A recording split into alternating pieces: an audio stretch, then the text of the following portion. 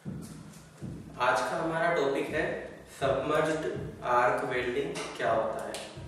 Submerged arc welding, तो submerged arc welding जो है वो आर्क वेल्डिंग की एक टाइप होता है।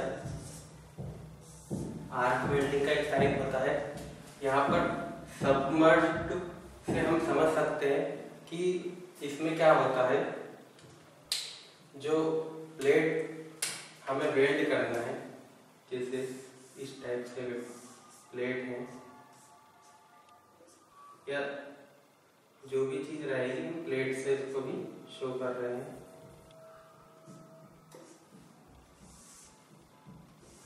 ये प्लेट है और एक और प्लेट इसी के बाजू में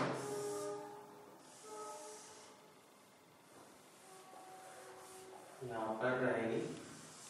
तो इस सबमर्ज्ड आर्क वेल्डिंग में क्या होता है, जो आर्क रहती है वो फ्लक्स मटेरियल के अंदर सबमर्ज्ड रहती है, मतलब उसके अंदर छुपी हुई रहती है। इन दोनों को हमें वेल्ड करना है। तो यहाँ पर जो भी इलेक्ट्रोड रहेगा, इलेक्ट्रोड वायर, जैसे ये इलेक्ट्रोड है हमारा, यहाँ पर एक ट्यूब रहती है जिसके अंदर वायर रहता है। ये वायर जो रहता है, वायर इलेक्ट्रोड, ये कंज्यूमेबल रहता है, मतलब कि ये मेल्ट होके और इसी में अंदर डिपॉजिट होता जाता है। तो ये इस तरीके से इस पूल में रहता है। और इसके आसपास जब हम वेल्डिंग करते हैं तो ग्रेनुलर फ्लक्स जो रहता है उसे ग्रेनुलर टाइप में लेते हैं, मतलब सॉलिड स्टेट में रहता है, पाउडर टाइप में रहता है वो। तो इस टाइप से ये आज के आसपास ग्रेनुलर फ्लक्स रहता है, फ्लक्स मटेरियल। तो इसमें जो आर्क डेवलप होती है वो इस फ्लक्स मटेरियल के अंदर ही रहती है। तो इसके कारण क्या होता है इसे हम जो एटमॉस्फेरिक गैसेस है वो कंटेमिनेट नहीं कर पाती है। उसके अलावा इसकी जो हीट रहती है वो बाहर भी नहीं जाती है, तो हीट लॉसेस नहीं होता है।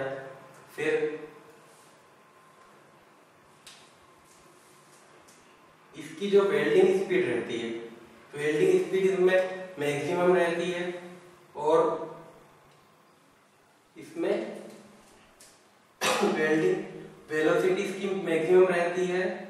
उसके साथ साथ इसमें डेप्थ ऑफ पेनिट्रेशन भी ज़्यादा रहती है और हम हाई थिकनेस प्लेट्स को इसमें वेल्ड कर सकते हैं। इसमें हम सिर्फ इसको हॉरिजॉन्टल पोजीशन में यूज कर सकते हैं, मतलब जैसे हॉरिजॉन्टल पोजीशन हमने बताई है हमारे वीडियो में, तो आप देख सकते हैं। मैं इसमें बता देता हूँ हॉरिजॉन्टल पोजीशन क्या होती है। फ्लैट पोजीशन में हम इसको यूज कर सकते हैं। तो फ्लैट पोजीशन क्या होती है, जो जमीन पर जैसे हम दो प्लेट रख दें, ये दो प्लेट हम जमीन पर रख दें और उन्हें सीधे जोड़ दे जाए। तो मतलब केवल इतना समझ लीजिए कि दो प्लेट अगर जमीन पे आजू बाजू में रखी है और फिर उसमें हम वेल्डिंग कर रहे हैं तो वह फ्लैट पोजीशन होगी। और हॉरिजॉन्टल जो रहती है वो क्या रहती है कि अगर दो प्लेट एक के ऊपर एक रखी हुई है और फिर उसको हम इधर बीच में से ऐसे वेल्डिंग कर रहे हैं तो वह हॉरिजॉन्टल वेल्डिंग रहती है। तो इसमें हम सिर्फ फ्लैट पोजीशन पे कर सकते हैं। और इसमें वर्टिकल भी रहती है। वर्टिकल में दो साइड में अगर प्लेट्स रखी हुई है खड़ी हुई, उसके बीच उनको हम जोड़ते हैं, वेल्डिंग करते हैं, तो वर्टिकल प्लेट्स रहती है। ओवरहेड वेल्डिंग रहती है, जिसमें अगर हम सीलिंग पर कर रहे हैं इस टाइप से, या ऊपर वेल्डिंग करना, हम नीचे खड़े होकर ऊपर वेल्डिंग कर रहे हैं, तो ये ओवरहेड वेल्डिंग रहती है। तो सबमर्ज्ड आर्क वेल्डिंग में यही प्रिंसिपल है कि इसकी जो आर्क रहती है वो ग्रेनुलर फ्लक्स में अंदर छुपी हुई रहती है, उसके अंदर रहती है, तो उससे इसका जो हीट लॉसेस रहता है वो बहुत कम रहता है। तो इसमें हम देखते हैं कि कौन कौन से पावर सोर्स यूज कर सकते हैं। तो इसमें हम AC और DC करंट दोनों यूज कर सकते हैं। तो AC करंट जो रहेगा हम स्मॉल डायमीटर्स के लिए रखेंगे, जो इलेक्ट्रोड रहेगा उसका स्मॉल डायमीटर के लिए हम AC इलेक्ट्रोड यूज करेंगे। और DC electrode constant voltage, DC का कांस्टेंट वोल्टेज पावर सोर्स हम स्मॉल डायमीटर के लिए रखेंगे, small diameter of electrode less than 4 millimetre. और DC कांस्टेंट करंट टाइप हम रखेंगे डाया ग्रेटर देन 4 मिलीमीटर। इसमें हम किस थिकनेस तक की प्लेट को यूज कर सकते हैं? इसमें हम 15 मिलीमीटर थिकनेस की प्लेट्स को वेल्ड कर सकते हैं। उसके बाद इसमें वेल्डिंग स्पीड कितनी रहती है? 5 मीटर पर मिनट। और इसका वेल्ड डिपोजिशन रेट क्या रहता है? डिपोजिशन रेट ये रहता है 20 kg पर आवर। ये इसका वेल्ड डिपोजिशन रेट रहता है। इसमें हम हाई करंट का यूज कर सकते हैं। करंट यूजली इसमें जो करंट की रेंज रहती है वो 200 एम्पियर से लेकर के 2000 एम्पियर तक रहती है, लेकिन हम 12,000 एम्पियर तक इसको 100% ड्यूटी साइकिल पर यूज कर सकते हैं। इसके बाद हम जब इसका करंट बढ़ाएंगे तो हमें ड्यूटी साइकिल 100% से कम मिलेगी। इसके एप्लीकेशंस जो है वो शिप बिल्डिंग में है।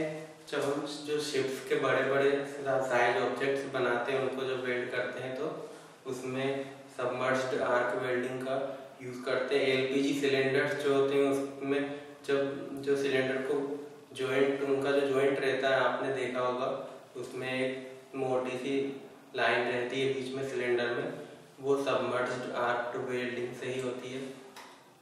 तो प्रेशर वेसल्स इंडस्ट्रीज में सबमर्ज्ड वेल्डिंग का यूज होता है। तो फ्रेंड्स, आपको सबमर्ज्ड वेल्डिंग समझ में आया होगा क्या होता है। एक और बार मैं बता देता हूँ, इसमें जो आर्क रहती है वो ग्रेनुलर फ्लक्स के अंदर रहती है, वो बाहर एटमॉस्फेरिक का कोई कांटेक्ट नहीं रहता है।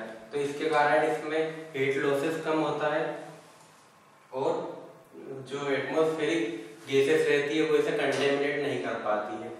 उसके बाद इसकी जो वेल्डिंग स्पीड रहती है वो सबसे ज्यादा रहती है, वेल्ड डिपोजिशन रेट ज्यादा रहता है और इसमें हीट अफेक्टेड जोन भी सबसे ज्यादा रहता है, क्योंकि जो हीट रहती है इसमें सब अंदर ज्यादा रहेगी तो इसीलिए वो ज्यादा दूर तक हीट अफेक्ट करेगी उस मेटल को, जो बेस मेटल है उसको। और इसमें हम करंट भी ज्यादा यूज करते हैं, 1200 एम्पियर से लेकर 2000 एम्पियर तक करंट यूज कर सकते हैं। इसमें जो DC कांस्टेंट वोल्टेज पे हम स्मॉल डायमीटर 4 मिलीमीटर तक के डायमीटर के लिए DC कांस्टेंट वोल्टेज यूज करते हैं और DC कांस्टेंट करंट को 4 मिलीमीटर से ज़्यादा का जो डायमीटर रहेगा इलेक्ट्रोड का उसके लिए हम DC कांस्टेंट करंट यूज करेंगे। तो फ्रेंड्स, ये वीडियो आपको कैसा लगा हमें कमेंट में बताएं और अगर पसंद आया हो तो लाइक करें। Thanks for watching and don't